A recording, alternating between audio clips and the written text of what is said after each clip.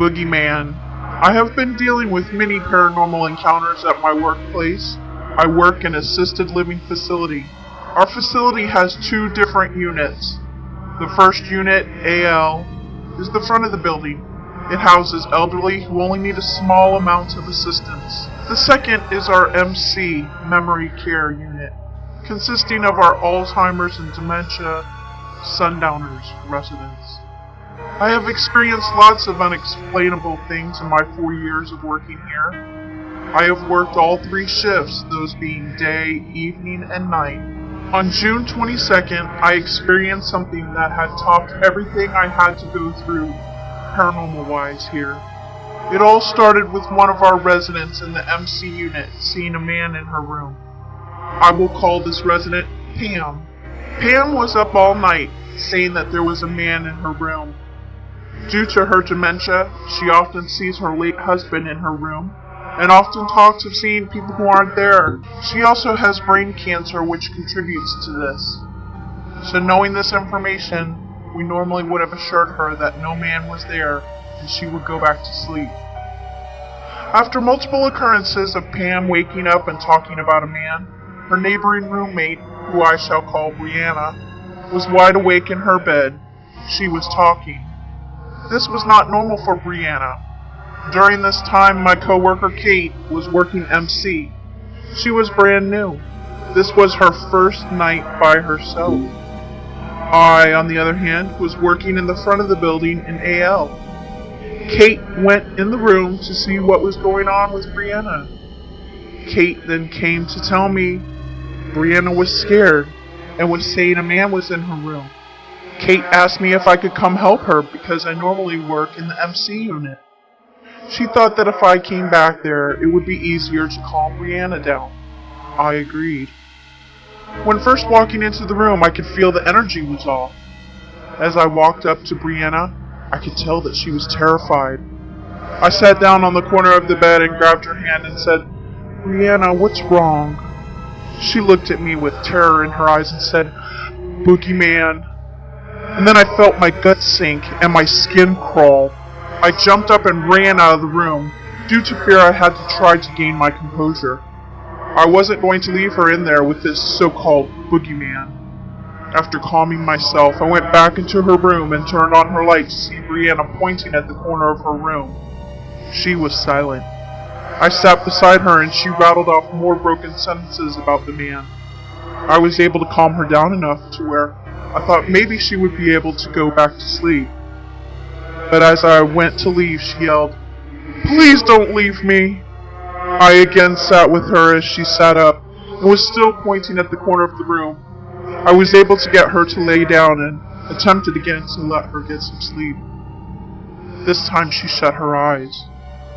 I wanted to check in on her often, but because I didn't want to leave her alone and afraid, I checked every 15 minutes, only to find her awake and pointing at the corner with tears in her eyes. It was 5 a.m. at this point, and this had been going on for almost 2.5 hours. I decided that we should go ahead and get her up and dressed for the day, since she wasn't comfortable sleeping.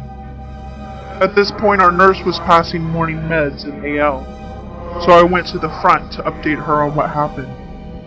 She was in with a resident whom I will call Jessica. All of them are in their right minds.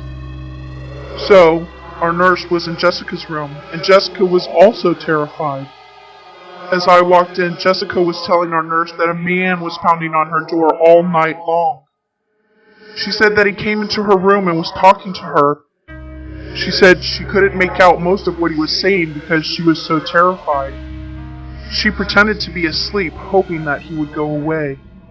While explaining to us what had happened, she kept repeating how he was, in her exact words, panting at the door and banging on it constantly throughout the night.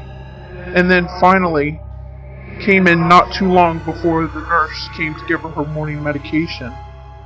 She said he was standing at her bed looking at her, and said at one point he mentioned something about the pants she was wearing.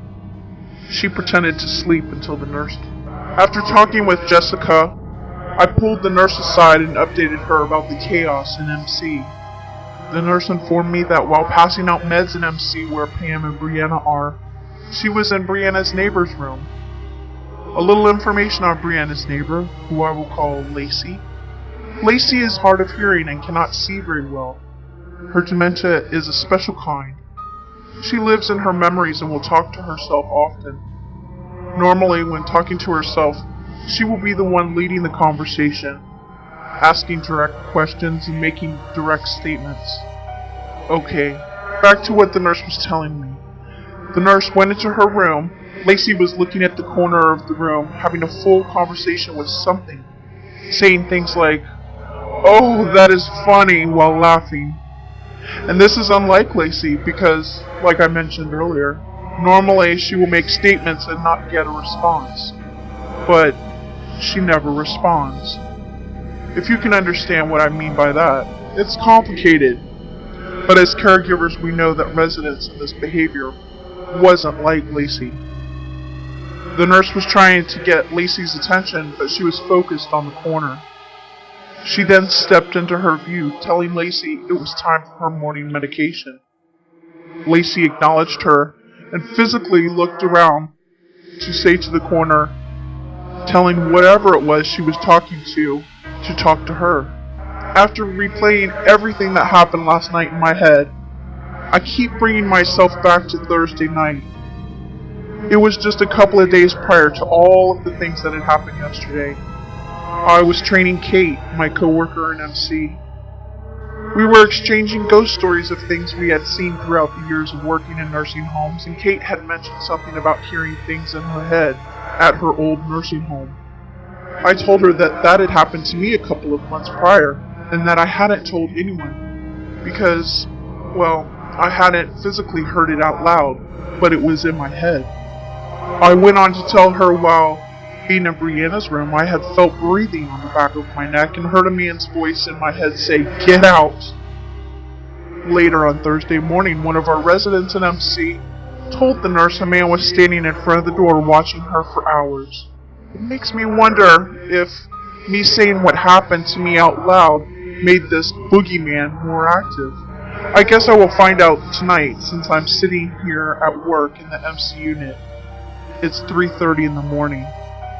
That's what time he made his appearance yesterday.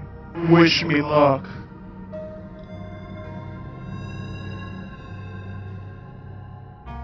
Army ghost in the office.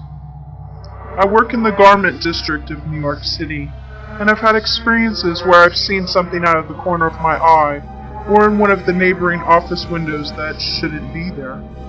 A very jarring one of these occurrences happened recently. We'd been having a relatively tense week at our office, so this almost seemed like a welcomed relief. There is one window directly across from my desk, a straight line of sight, whose office has had no inhabitants since we started working there. Never seen anyone or anything in that window, and never thought much of it. But during a particularly stressful moment, I noticed a man staring out of it. The place was desolate, otherwise. Then I noticed that this man was not wearing a normal work uniform or anything that would be appropriate for a professional environment. Instead, it appeared he was wearing military fatigues. Strange, I thought.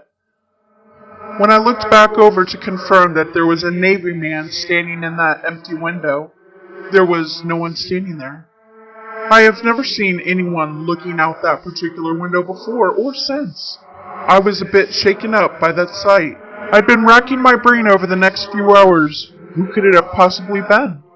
I was thinking that maybe the building served some other purpose during World War II, but then another solid thought hit me.